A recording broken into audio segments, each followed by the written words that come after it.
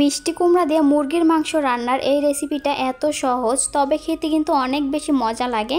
আমি সব সময় মিষ্টি কুমড়া দিয়ে মুরগির মাংসটা এভাবেই রান্না করি। আজকে আপনাদের সাথে শেয়ার করলাম। আশা করছি রেসিপিটা আপনাদের কাছে ভালো লাগবে। ভালো লাগলে লাইক, কমেন্ট এবং শেয়ার করে দিবেন।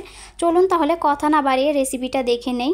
প্রথমে এখানে আমি আমার পরিমাণ মতো মুরগির মাংস ভালোভাবে ধুয়ে নিয়েছি। এখন একটু হলুদের গুঁড়া এবং একটু লবণ দিয়ে মুরগির মাংসটা ভালোভাবে মাখিয়ে নিব। আর কোনো মশলা এখানে দেব না, হলুদ লবণ দিয়ে মাখিয়েই মুরগির মাংসটা একটা সাইডে রেখে দিব। এখন আমি মুরগির মাংসটা রান্না করার জন্য মিষ্টি কুমড়া কেটে নিব। এখানে আমি একটা মিষ্টি কুমড়া নিয়েছি। এখন আমি মিষ্টি কুমড়াটা মাছ বরাবর আগে কেটে নিব। রান্না করতে আমার পুরো মিষ্টি কুমড়াই লাগবে না, অর্ধেকটা মিষ্টি কুমড়া হলেই হয়ে যাবে। মিষ্টি কুমড়াটা আমি 2 ভাগ করে কেটে নিয়েছি। এখন আমি আমার পছন্দ মতো করে মিষ্টি কুমড়াটা কেটে নিব। প্রথমে মিষ্টি কুমড়ার খোসাটা ছাড়িয়ে নিব। এরপর মিষ্টি কুমড়াটাকে আমি পিস পিস করে কেটে নিব। পিস পিস করে কেটে নেওয়ার পর মিষ্টি কুমড়ার ভিতরে যে বিচি এবং নরম অংশটা আছে এটাকে আমি এভাবে করে মাঝখান থেকে ফেলে দিব।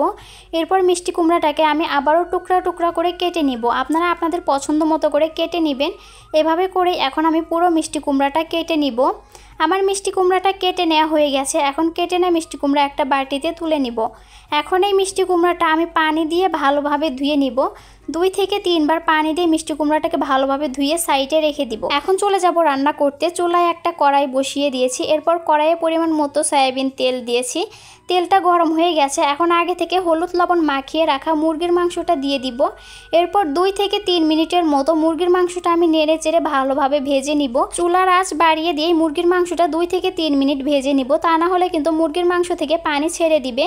আমার মুরগির মাংসটা ভেজে নেওয়া হয়ে গেছে। আমি তুলে নিয়েছি মুরগির মাংসটা। এরপর কড়াইয়ের ভিতরে আমি আর একটু সয়াবিন তেল দিব। তেলটা গরম হয়ে গেলে দিয়ে দিব 3টা সাদা এলাচ, 1টা কালো এলাচ এবং 3টা লবঙ্গ, 3 টুকরা দারচিনি এবং 4টা তেজপাতা দিয়েছি। এখন এই মশলাগুলো তেলের সাথে একটু ভেজে নিব। এরপর এখানে আমি দিয়ে দিব 1/2 চামচ আস্ত জিরা। এখন জিরাটাও তেলের সাথে ভেজে নিব।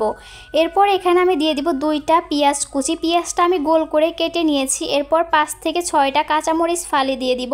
কাঁচামরিচ এবং পেঁয়াজটা এখন আবার তেলের সাথে হালকা বাদামি করে ভেজে নিব। পেঁয়াজটা যখন এরকম হালকা বাদামি করে ভাজা হয়ে যাবে তখন এখানে আমি দিয়ে দিব আদা রসুন বাটা।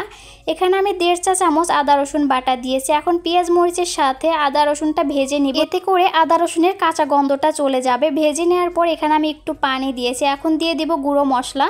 1/2 চামচ দিয়েছি হলুদের গুঁড়া, 1 চামচ দিয়েছি লাল মরিচের গুঁড়া, 1/2 চামচ ধনিয়া গুঁড়া, 1/2 চামচের থেকে একটু বেশি দিয়েছি জিরা গুঁড়া এবং স্বাদ মতো লবণ দিয়েছি। এখন এই মশলাগুলো ভালোভাবে কষিয়ে নিব।